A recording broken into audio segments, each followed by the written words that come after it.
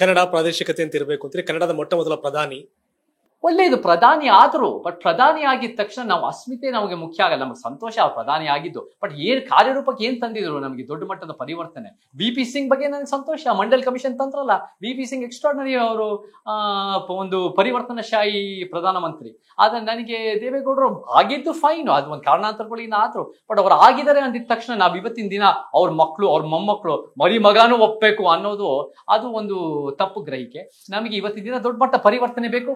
ಆ ಜಿಲ್ಲೆಗಳಲ್ಲಿ ಏನ್ ಜೆಡಿಎಸ್ ಇವತ್ತಿನ ದಿನ ಜೆಡಿಎಸ್ ಕಾರ್ಯಕರ್ತರಿಗೂ ಬಹಳ ಫ್ರಸ್ಟ್ರೇಷನ್ ಇದೆ, ಬಹಳ ಒಳ್ಳೆ ಕಾರ್ಯಕರ್ತರು, ಆದ್ರೆ ಲೀಡರ್ಶಿಪ್ ಬಹಳ ಸಮಸ್ಯೆ ಇದೆ. ಬಿಜೆಪಿ ಜೆಡಿಎಸ್ ಮೈತ್ರಿ, ಕಾಂಗ್ರೆಸ್ ಜೊತೆ ಜೆಡಿಎಸ್ ಮೈತ್ರಿ ಮಾಡ್ಕೊಳ್ಳುತ್ತೆ ಅಂದ್ರೆ 2019 ಬಿಜೆಪಿ ಜನ ಮಾಡ್ಕೊಳ್ಳಿ ಬಿಡಿ. ನನ್ನ ಪ್ರಕಾರ ಪ್ರೀಪೋಲ್ ಅಲೈನ್ಸ್ ಇಂದ ನನಗೆ ಅದಕ್ಕೆ ಒಪ್ಪಿಗೆ ಇಲ್ಲ. ಪ್ರೀಪೋಲ್ ಅಲೈನ್ಸ್ ನಮ್ ವಿಚಾರ, ನಮ್ಮ ಎಲೆಕ್ಷನ್, ನಮ್ಮ ಇದನ್ನ ನಮ್ಮ ವೋಟ್ಸ್ ನಾವು ಸಂಗ್ರಹಿಸಿ ಮಾಡ್ಕೋಬೇಕು. ಅದ್ 10 ಜನ ಬರ್ಲಿ, 100 ಜನ ಬರ್ಲಿ, ನಾವು ನಮ್ ವೋಟ್ಸ್ ನಾವ್ ಇಟ್ಕೊಂತೀವಿ ಅಂತ ಗಟ್ಟಿತನ ಇಟ್ಕೊಂಡು ಅದನ್ನ ಬೆಳೆಸ್ಕೋಬೇಕು. ಇವ್ರೇನೋ ಲೆಕ್ಕಾಚಾರದ ಬಿಜೆಪಿ ಮಾಡಿ ನೋಡಿ. ಜೆಡಿಎಸ್ ಏನ್ ಕಾಂಗ್ರೆಸ್ ಆರೋಪ, ಜೆಡಿಎಸ್ ಬಿಜೆಪಿ ಸೇರ್ಕೊಂಡಿದ ತಕ್ಷಣ ಸೆಕ್ಯುಲರ್ ಅಲ್ಲ ಅಂತ ಏನಿಲ್ಲ. ಸೆಕ್ಯುಲರ್ ಅನ್ನೋದು ಕಾಂಗ್ರೆಸ್ ಜೆಡಿಎಸ್ ಯಾವತ್ತೂ ಸೆಕ್ಯುಲರ್ ಅಲ್ಲ. ಸೆಕ್ಯುಲರ್ ಅನ್ನೋ ಪದ ಅಂತ ಸೆಕ್ಯುಲರ್ ಅನ್ನೋ ಪದ ಏನು?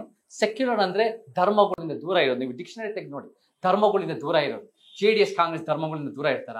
ಅವರು ಕೃಷ್ಣ ಜನ್ಮಾಷ್ಟಮಿಗೆ ಸರ್ಕಾರ ದುಡ್ಡು ಹಾಕಿ ಮಾಡ್ತಾರೆ. ಗೃಹಲಕ್ಷ್ಮಿ ಯೋಜನೆಯಲ್ಲಿ ಚಾಮುಂಡಿ ಬೆಟ್ಟದಲ್ಲಿ ಮಾಡ್ತಾರೆ. ಸೆಂಟ್ ಮೇರಿ ಬಸಿಲಿಕಾಕ್ ಹೋಗಿ ಇದನ್ನೆಲ್ಲ ಮಾಡ್ತಾರೆ ಸಿದ್ದರಾಮಯ್ಯನು. 20 ನಿಮಿಷ ಇದರಲ್ಲಿ ಯಾವ್ದದು ಮಲೆ ಮಾದಪ್ಪ ದೇವಸ್ಥಾನದಲ್ಲಿ ಮಳೆಗೋಸ್ಕರ ನೀರಿಗೋಸ್ಕರ ಪೂಜೆ ಮಾಡ್ತಾರೆ ಸಿದ್ದರಾಮಯ್ಯರು. ಸೊ ಏನ್ ದೇವರುಗಳಿಂದ ಈ ಧರ್ಮಗಳಿಂದ ದೂರ ಇದ್ದಾರೆ. ಧರ್ಮ ಮುಂದುವರ್ಸ್ಕೊಂಡು ಮಾಡೋದೇ ಈ ಜೆಡಿಎಸ್ ಕಾಂಗ್ರೆಸ್. ಸೊ ಬಿಜೆಪಿ ನೇರವಾಗಿ ಸೆಕ್ಯುಲರ್ ನಂಬಲ್ಲ ಅಂತ ನೇರವಾಗಿ ಬದುಕ್ತಾರೆ. ಬಿಜೆಪಿ ಡೈರೆಕ್ಟ್ ಮಾತಾಡ್ತಾರೆ. ಕಾಂಗ್ರೆಸ್ ಜೆಡಿಎಸ್ ಇಂಡೈರೆಕ್ಟ್ಲಿ ಆ ಒಂದು ಹುಸಿ ಬೂಟಾಟಿಕೆಯ ಜಾತ್ಯತೀತ, ಅದು ಪೊಳ್ಳತನ. ಯಾರಾದ್ರೂ ಜಾತ್ಯತೀತವಾಗಿ ನಿಜವಾಗ್ಲೂ ಇದ್ರೆ ನಾವು ಸಮಾನತಾವಾದಿಗಳು ಧರ್ಮಗಳಿಂದ ದೂರ ಇದೀವಿ. ನಿಮ್ಮ ಮನೆಯಲ್ಲಿ ನೀವು ಆರ್ಟಿಕಲ್ 25 ಧರ್ಮಗಳು ಪಾಲನೆ ಮಾಡಕ್ ಹಕ್ಕನ್ನು ಉಳಿಸ್ಕೊಡ್ತೀವಿ. ಸಮಾಜದಲ್ಲಿ ಧರ್ಮ ನಿರಪೇಕ್ಷತೆ, ಧರ್ಮಗಳಿಂದ ದೂರ, ಧರ್ಮ ಸಭೆಗಳ ನಮಗೆ ಸಮಾನತೆ ಅಂಕಿ ಅಂಶಗಳು ಇಟ್ಕೊಂಡು ಸಮಾಜನ ಕಟ್ಟಬೇಕು. ಸೊ ಅವ್ರು ಯಾರು ಜಾತ್ಯತೀತ ಅಲ್ಲ. ಜೆಡಿಎಸ್ ಕಾಂಗ್ರೆಸ್ ಜೊತೆ ಸೇರ್ಕೊಳ್ಳಿ, ಬಿಜೆಪಿ ಜೊತೆ ಸೇರ್ಕೊಳ್ಳಿ, ಅವ್ರು ಒಂಟಿಯಾಗಿರ್ಲಿ. ಅವ್ರ ಎಲೆಕ್ಟೋರಲ್ ಕ್ಯಾಲ್ಕುಲೇಷನ್, ನನಗೇನು ಅದರಲ್ಲಿ ತಪ್ಪು ಕಾಣಲ್ಲ. ಬಟ್ ನನಗೇನು ಅದರಿಂದ ಅವ್ರು ಬೀಳ್ತಿರೋ ಅದು ಮುಳುಗ್ತಿರೋ ಹಡಗು, ಅದರಿಂದ ಏನು ಪರಿವರ್ತನೆ? ಖಂಡಿತ ಜಾತಿ ಜನಗಣತಿ ಆಗ್ಲೇಬೇಕು. ನಮಗೆ ಅಂಕಿ ಅಂಶಗಳು, ಪುರಾವಳಿಗಳು, ದಾಖಲೆಗಳು ಇಟ್ಕೊಂಡು ನಾವು ಪರಿವರ್ತನೆ ಕಟ್ಟಬೇಕು. ಜಾತಿ ಜನಗಣತಿ 8 ವರ್ಷಗಳಿಂದ ಸಿದ್ದರಾಮಯ್ಯನವರು ಅದನ್ನ ತಡ ಮಾಡ್ತಾ ಇದ್ದಾರೆ. ಅದನ್ನ 200 ಕೋಟಿ ಜನರ ಹಣ ಉಪಯೋಗಿಸ್ಕೊಂಡು ಆಮೇಲೆ ಅವರು ಇವಾಗ 2018 ಲಿಂಗಾಯತರ ಮತಗಳು ಚದುರತ್ತೆ ಅನ್ನೋ ಕಾರಣಕ್ಕೆ 2-3 ತಿಂಗಳ ಪತ್ರಿಕೆ ಲಿಂಗಾಯತ ಧರ್ಮ ಮಾಡ್ಬಿಟ್ರು. ಆದ್ರೆ ಜಾತಿ ಜನಗಣತಿ ಎಲ್ಲಿ ಒಂದ್ ರೀತಿ ಈ ಪ್ರಬಲ ಜಾತಿಗಳು ಲಿಂಗಾಯತ ಒಕ್ಕಲಿಗರು ಬೊಂಬಡಿ ಹೊಡಿತಾರೆ, ಅವ್ರಿಗೆ ಎಲೆಕ್ಷನ್ ಲೆಕ್ಕಾಚಾರ ಬರಲ್ಲ ಅನ್ನೋ ಕಾರಣಕ್ಕೆ ಅವ್ರು ಅದನ್ನ ಇವತ್ತಿಗೂ ಅದನ್ನ ತಂತಾ ಇಲ್ಲ. ಇವತ್ತಿಗೂ ಅದನ್ನ ಸುಮ್ಮನಿರ್ತಾ ಇದ್ದಾರೆ. 6 ತಿಂಗಳು ಇವಾಗ ಏನಾಗ್ತಾ ಇದೆ ಮುಖ್ಯವಾಗಿ ಇವರು ಬಿಹಾರ್ನಲ್ಲಿ ಅದನ್ನ ತಂದಿದ್ದಾರೆ. ದಲಿತ ಸಂಘಟನೆಗಳು, ಸಮಾಜಮುಖಿ ಜನರು ಒತ್ತಾಯ ಆಗ್ತಾ ಇದೆ ಅನ್ನೋ ಕಾರಣಕ್ಕೆ ಒಂದ್ ಸ್ವಲ್ಪ ಅದಕ್ಕೆ ಪ್ರೆಷರ್ ಹಾಕಿದೆ. ಬಟ್ ನಾವು ಇವತ್ತಿನ ದಿನ ಲಿಂಗಾಯತ ಒಕ್ಕಲಿಗ ಸಮುದಾಯಗಳು ಎಷ್ಟೋ ಅದನ್ನ ವಿರೋಧ ಮಾಡ್ತಾ ಇದ್ದಾರೆ. ಯಾಕೆ ವಿರೋಧ ಮಾಡ್ತಾ ಇದ್ದಾರೆ ಅಂದ್ರೆ, ಎಲ್ಲಿ ಜನರಿಗೆ, ಕರ್ನಾಟಕ ಜನ, ದೇಶದ ಜನರಿಗೆ ಅವ್ರಿಗೆ ಸಿಕ್ಕಿರೋ ಅಸಮಾನ ಜನ್ಮ ಆಧಾರಿತ ಸವಲತ್ತುಗಳನ್ನ ಬಹಿರಂಗ ಬಂದ್ಬಿಡುತ್ತೆ ಅನ್ನೋ ಒಂದು ಭಯದಲ್ಲಿ ಹೆಚ್ಚು ಒಕ್ಕಲಿಗರು, ಕೆಲವು ವೀರಶೈವ ಲಿಂಗಾಯತರು ವಿರೋಧ ಮಾಡ್ತಾ ಇದ್ದಾರೆ. ನಾವು ಲಿಂಗಾಯತ ಒಕ್ಕಲಿಗರು ಬ್ರಾಹ್ಮಣರ ವಿರುದ್ಧ ಅಲ್ಲ, ನಾವು ಯಾವುದೇ ಸಮುದಾಯ ಪಡೆದಿರೋ ಅಸಮಾನ ಜನ್ಮ ಆಧಾರಿತ ಸವಲತ್ತುಗಳ ವಿರುದ್ಧ, ಅದು ಯಾವುದೇ ಜನಾಂಗದವರು ಆಗಿರ್ಬೋದು. But right or wrong I don't know. ಕೆಲವೊಂದು ಸಂದರ್ಭ ನಾವೇನು ಮೀರಿ ಮುಂದೆ ಹೋದಾಗ ಹಳೆ ಪ್ರಶ್ನೆಗಳು ಕೇಳಬಾರ್ದು. ಸಹಜವಾಗಿ ಜನ ಕೇಳ್ತಾರೆ, ಚೇತನ್ ಅವ್ರು ಯಾವ ಜಾತಿ ಅಂತ ಹುಟ್ಟಿನಿಂದ? ನಾನು ಹುಟ್ಟಿರೋದು, ನನ್ನ ಫಾದರ್ ಮದರ್ ಹುಟ್ಟಿರೋ ಜಾತಿ, ನಮ್ಮ ತಂದೆ ತಾಯಿ, ನಾನು ಒಂದು ಲಿಂಗಾಯತ್ ಕಮ್ಯುನಿಟಿಗೆ ಹುಟ್ಟಿರೋದು. ಆದರೆ ನಾನು ಲಿಂಗಾಯತ್ ಕಮ್ಯುನಿಟಿ ಹುಟ್ಟಿದ್ದಾಗ ಇರೋ ಕಾರಣದಿಂದ ನನಗೆ ನಮ್ಮ ಫ್ಯಾಮಿಲಿನಲ್ಲಿ ಶಿಕ್ಷಣ ಎಷ್ಟೋ ತಲೆಮಾರುಗಳಿಂದ ಸಿಕ್ಕಿದೆ. ಇವತ್ತಿನ ದಿನ ನನಗೆ ಒಂದೇ ಹೇಳ್ತೀನಿ, ನಮ್ಮ ತಂದೆ ತಾಯಿ ದುಡ್ಡಿಂದ ಬಂದಿಲ್ಲ, ನಾನು ಎಕನಾಮಿಕ್ ಪ್ರಿವಿಲೇಜ್ ಇಂದ ಬಂದೀನಿ. ಯಾಕಂದ್ರೆ ಅವರಿಬ್ರು ಡಾಕ್ಟರು. ಆದರೆ ನಾವು 3, 4, 5 ಜನರೇಷನ್ಗಳಿಂದ ಶಿಕ್ಷಣ ಪಡೆದಿದ್ದೀವಿ. ಶಿಕ್ಷಣದಿಂದ ನಮಗೆ ಬೆಳವಣಿಗೆ ಸಿಕ್ಕಿದೆ. ಇವತ್ತಿನ ದಿನ ದಲಿತ ಆದಿವಾಸಿ ವರ್ಗ ಇವತ್ತಿಗೂ ಕೂಡ ಹೆಬ್ಬೆಟ್ಗಳು ತಂದೆ ತಾಯಿ ಇವಾಗ ಶಿಕ್ಷಣ ಪಡಿತಾ ಇದ್ದಾರೆ. ನಮಗೆ ಹೆಡ್ ಸ್ಟಾರ್ಟ್ ಇದೆ. ನಾವು ದೊಡ್ಡ ಮಟ್ಟ, ಅದಕ್ಕೆ ನಮ್ಮ ತಂದೆ ತಾಯಿ ಅಮೆರಿಕಾಗೆ ಹೋಗಿದ್ದು, ಅಮೆರಿಕ ಶಿಕ್ಷಣ ಪಡೆದು ಡಾಕ್ಟರ್ ಆಗಿದ್ದು. ನಮಗೆ ಅಮೆರಿಕದಲ್ಲಿ ಹೋಗಿದ್ದಾಗ ಕೂಡ ಎಲ್ಲ ಕರ್ನಾಟಕದಿಂದ ಬರೋ ಹೆಚ್ಚು ಪ್ರಮಾಣದ ಬ್ರಾಹ್ಮಣರಿದ್ರು, ಸ್ವಲ್ಪ ಜನ ಲಿಂಗಾಯತ ಒಕ್ಕಲಿಗರಿದ್ರು. ಅವ್ರು ಬಿಟ್ರೆ ಯಾರೂ ಇರ್ಲಿಲ್ಲ. ಯಾಕಂದ್ರೆ ಈ ಸಮುದಾಯಗಳಿಗೆ ಎಷ್ಟೋ ಒಂದ್ ರೀತಿ ಸವಲತ್ತು ಸಿಕ್ಕಿದೆ. ಈ ಸಮುದಾಯಗಳಿಗೆ ಯಾವ್ದಲ್ಲ ಅಸಮಾನವಾಗಿ ಸವಲತ್ತು ಸಿಕ್ಕಿದೆ ಅಂದ್ರೆ ಶಿಕ್ಷಣ. ಮತ್ತೆ ಇವತ್ತಿನ ದಿನ ಶಿಕ್ಷಣದಿಂದ ಆರ್ಥಿಕತೆ, ಮತ್ತೆ ಭೂಮಿ. ನೀವು ಕೃಷಿಕ ಸಮುದಾಯದ ಭೂಮಿ ಯಾರ ಹತ್ರ ಇರೋದು? ಒಕ್ಕಲಿಗ ಲಿಂಗಾಯತ ರೈತ ನಾಯಕರಂತ ಹೇಳ್ಕೊಳ್ಳೋದು ಯಾರು? ಮಕ್ಕಳಿಗೆ ಲಿಂಗಾಯತರು. ಮತ್ತೆ ರಾಜಕೀಯ ಸವಲತ್ತು. 70 ವರ್ಷದ ಇತಿಹಾಸದಲ್ಲಿ 50 ವರ್ಷದ ಮೇಲೆ ಈ ಜಿಲೇಬಿ, ಗೌಡ, ಲಿಂಗಾಯತ್, ಬ್ರಾಹ್ಮಣ ಸಮುದಾಯಗಳು ಎಷ್ಟೋ ಮಟ್ಟಿಗೆ ಅವರ ರಾಜಕೀಯ ಲಾಭಕ್ಕೋಸ್ಕರ ಆಳುವ ವರ್ಗ ಆಗಿದ್ದಾರೆ. ನಮಗ್ ಪರಿವರ್ತನೆ ಬಟ್ ಬೇಕು. ಎಲ್ಲಾ ಶ್ರೀಮಂತರಿದಾರ ಒಕ್ಕಲಿಗ ಲಿಂಗಾಯತ ಬ್ರಾಹ್ಮಣರು? ಎಲ್ಲಾ ಶ್ರೀಮಂತರು, ಯಾವ ಸಮುದಾಯದ ಎಲ್ಲಾ ಶ್ರೀಮಂತರಿಲ್ಲ. ಎಲ್ಲಾ ಸಮುದಾಯಗಳಲ್ಲೂ ಶ್ರೀಮಂತರು ಒಂದ್ ವರ್ಗ ಇದೆ, ಬಡವರು ಒಂದಿದೆ. ಆದ್ರೆ ಒಬ್ಬ ಆವರೇಜ್ ವ್ಯಕ್ತಿ, ಒಬ್ಬ ಸಾಧಾರಣ ಮೀಡಿಯಂ ರೇಂಜ್ ಅಲ್ಲಿ ಒಬ್ಬ ವ್ಯಕ್ತಿ, ಒಬ್ಬ ಲಿಂಗಾಯತ ಒಕ್ಕಲಿಗ ಸಿಗೋ ಸವಲತ್ತು ಒಬ್ಬ ದಲಿತ ಆದಿವಾಸಿಗಳು ಸಿಗತ್ತಾ? ಒಬ್ಬ ತಳ ಸಮುದಾಯದ ಶೂದ್ರ, ಒಬ್ಬ ಅಲೆಮಾರಿ ಸಮುದಾಯದವ್ರು ಸಿಗುತ್ತಾ? ಒಬ್ಬ ಗುಡಿಸ್ಲ, ಇವತ್ತು ಗುಡಿಸ್ಲಲ್ಲಿ ಬದುಕಿರೋ ಕರ್ನಾಟಕದ ಮೂಲೆಗೆ ಹೋಗ್ತಾ ಇದ್ವಿ ಗುಡಿಸ್ಲ ನೋಡಕ್ಕೆ. ಗುಡಿಸ್ಲಲ್ಲಿ ಎಲ್ಲರೂ ಇರೋರು ದಲಿತರು, ಆದಿವಾಸಿ, ಅಲೆಮಾರಿಗಳು. ಒಬ್ಬ ಲಿಂಗಾಯತ ಒಕ್ಕಲಿಗ ಬದುಕ್ತಾ ಇಲ್ಲ ಗುಡಿಸ್ಲಲ್ಲಿ. ಬದುಕಬೇಕು ಅಂತ ಅಲ್ಲ, ಆದರೆ ಈ ವ್ಯವಸ್ಥೆಯಲ್ಲಿ ಎಷ್ಟೋ ಒಂದು ಬೆಳವಣಿಗೆ ಕೆಲವು ಸಮುದಾಯಗಳು ಸಿಕ್ಕಿದೆ, ಕೆಲವು ಸಮುದಾಯಗಳು ಸಿಕ್ಕಿಲ್ಲ. ಹಾಗಿದ್ದಾಗ ಯಾರೂ ತಪ್ಪು ಮಾಡಿಲ್ಲ, ಈ ವ್ಯವಸ್ಥೆನೇ ತಪ್ಪಿದೆ. ಆ ವ್ಯವಸ್ಥೆ ತಿದ್ದುದು ಮನುಷ್ಯರ ಕರ್ತವ್ಯ ಹೊರತು ಶೋಷಣೆ ಒಳಗಾಗಿರೋರು ಮಾತ್ರ ಕರ್ತವ್ಯ ಅಲ್ಲ. ಎಲ್ಲ ಮನುಷ್ಯರು, ಜಾಸ್ತಿ ಪಡೆದಿರೋ ನನ್ನಂತವನ್ಗೆ ಜಾಸ್ತಿ ಜವಾಬ್ದಾರಿ ಇದೆ. ಎಸ್, ಫೈನಲಿ ರಾಜ್ಯ ರಾಜಕಾರಣ, ರಾಜ್ಯದ ಪಕ್ಷಗಳ ಬಗ್ಗೆ ಮಾತನಾಡಿದ್ವಿ. ಬಹುತೇಕ ಕೇಂದ್ರ 10 ವರ್ಷ ಆಯ್ತಾ ಇದೆ ನರೇಂದ್ರ ಮೋದಿ ಅವ್ರ ಸರ್ಕಾರ. ಮತ್ತೆ INDA ಅಂತ ಮೈತ್ರಿಕೂಟ ಮಾಡ್ಕೊಂಡಿದ್ದಾರೆ ಕಾಂಗ್ರೆಸ್ಸಿಗರು, ಅಂದ್ರೆ ಬಿಜೆಪಿ ವಿರೋಧ ಪಕ್ಷಗಳು. VCK ಕೂಡ ಅದರಲ್ಲಿದೆ. ಹೌದು, ಅದನ್ನ ನಾನು ಒಪ್ಪಲ್ಲ.